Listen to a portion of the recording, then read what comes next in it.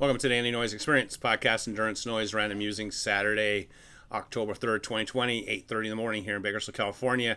I always feel weird when I'm out working out in the morning. I'm like, oh God, I got to get up, getting up at 5:30 and taking the weasel for a walk. In fact, she just did 4 miles and did really well.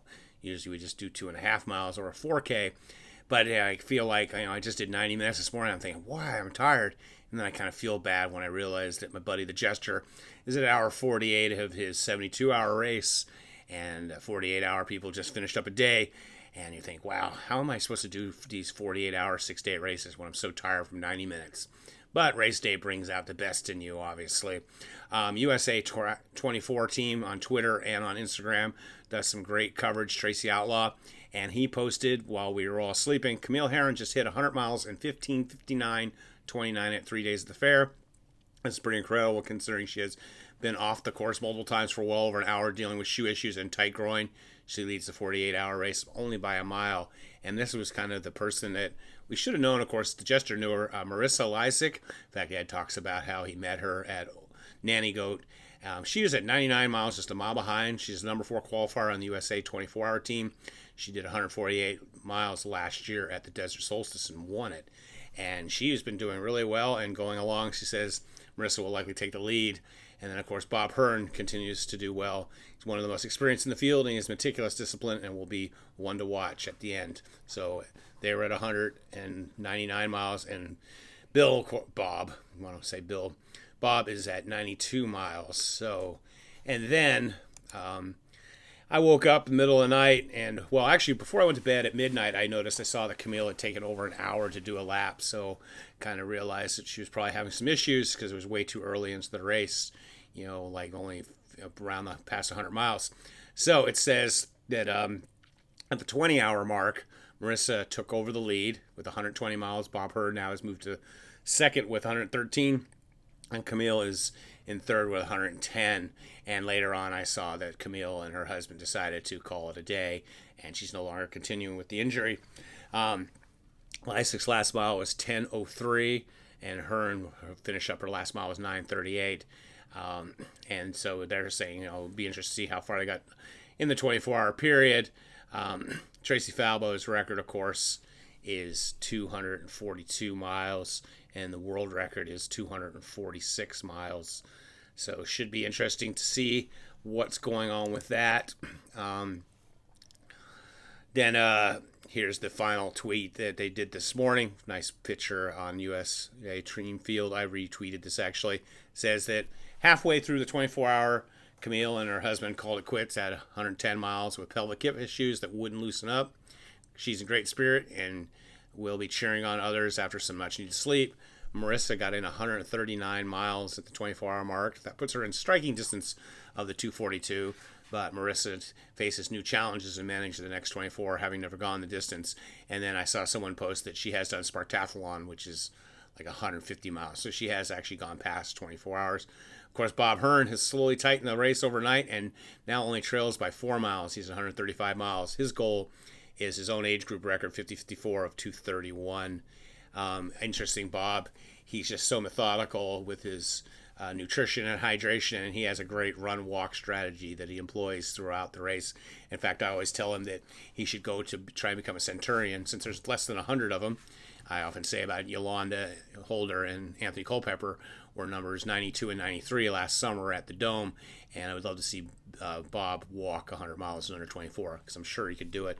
He actually did 500 this past last summer at the Dome, making him only like the 13th person to do so. So those are the results, kind of the main event everyone was talking so much about, the 48-hour. It'd be great to see this Marisa take down Traci Falbo's record. Like me and the Jester were talking, we were there in Anchorage watching her do that. Of course, she was indoors on a track. Amazing performance. So let's get to other races. I guess they had a 12-hour and a 24-hour started today, but we're going to skip down to the 6-day. Amy Maurer is still in the lead for the women from Seattle, 51 years old. She's at 351 miles, averaging 20:55 and 25 minutes. She's been having that lean since about hour 48, so she just keep on moving, though. She's kept her second place and probably will continue being first woman, second overall. Speaking of First overall is Phil Everts from Edders, Pennsylvania, 39 years old. He's been running phenomenally. He's at 396 at 122 hours. So he's definitely moving along. Maybe get to probably 450, somewhere around there. Interestingly, he's done 10-day races, but hasn't done a 6-day. Done like over 700 miles. I think 731 is what the Jester and I saw. So, and then of course, interesting in the women's race, Glenda Hernandez, a youngster, 26 from Indianapolis. She's at 307, and then Darlene Kress is third from North Carolina, and she's at 256. So hopefully she'll get to 300. Jim Cook is at 303 as second man, so he might be trying to catch up to Glenda. So third place might be in play. So that's the 48-hour race. They're at hour 122, so just 21 hours left in their race. Then, of course, there's a 24-hour race. There's going to be a lot of people on the course. There's like about 15 women in this 24, and the 24 hours got about 30 people, but they're only 2.5 hours in, so we'll kind of go past them for right now. Get to the 48, which we talked about. Obviously, Bob Hearn is at 149, leading the men, and he is now taking the lead. Marisa's at 148. Looks like she just did a 25-minute mile. And Bob, of course, is in the 10 still, 10:56. And he's now in the lead by a couple minutes. So he must have just taken over the lead. So that sounds pretty good for Bob. I'm sure he'll probably take down the win. And probably, as long as nothing injury bug gets him, he'll probably pull it off. Then there's a 6-hour race. 72-hour race, of course, of interest because of the Jester at Eddinghouse, 58 years old. He's at 174 miles. Last mile was 17:57, and he's averaged 17:25. So he's moving along. I expect to talk to him this afternoon and maybe even tonight if he's getting going. He has pulled into the lead. Jennifer McHale from Connecticut was giving him a run for his money, but she is now 168 miles. So she's 6 miles behind him, which, is a good hour and a half lead. Second woman is 109 miles, Emily Stoker. And then second man is Matthew Weiner, who is 166. So he's 8 miles, but he's chasing down Jennifer for third overall. So it should be interesting. All three athletes that are basically first, second, third men are all moving along pretty good. In fact, in the 72, the men are the second and third place guys. Matthew and Kamani are doing 12:30 pace, so they must be running, but they're quite a ways behind. But not sure. Who knows when Ed was sleeping? He's kind of mixed up his sleep cycle. He's taking short little 10-15 minute naps and then longer ones of like an hour instead of going down for 3 or 4 hours like a lot of people often do. So those are the updates for, you've got at hour 51 for the 24-hour.